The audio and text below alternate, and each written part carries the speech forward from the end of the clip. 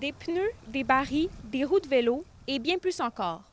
Au total, 223 kilos de déchets ont été retirés des abords et des eaux du lac Ossisco dimanche à Rouyn-Noranda.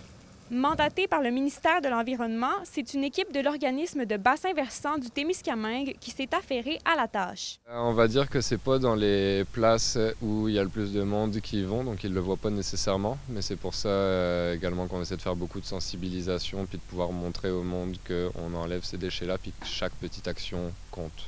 Mélanie Allé, du collectif Territoire, qui s'affaire réhabiliter à long terme le lac Ossisco, souligne que la majorité des déchets retrouvés sont récents, souvent âgés moins d'1 an.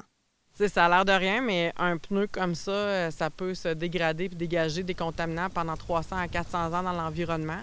Puis même chose avec tout ce qu'on a ramassé, surtout les plastiques qui sont rendus relativement petits. C'est facile pour des oiseaux, par exemple, surtout s'il y a compétition, qu'il y en a plusieurs un à côté de l'autre, de prendre ça pour peut-être quelque chose de comestible puis l'avaler, puis c'est pas comme s'ils pouvaient le digérer.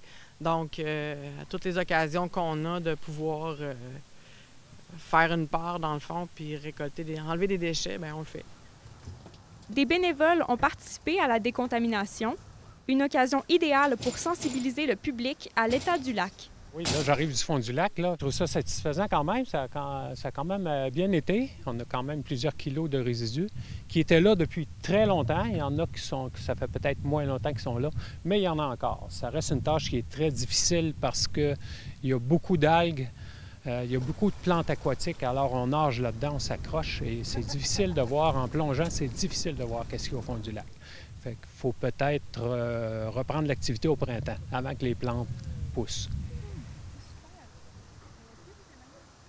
Élise Tessier, RNC Nouvelles, Rouyn-Noranda.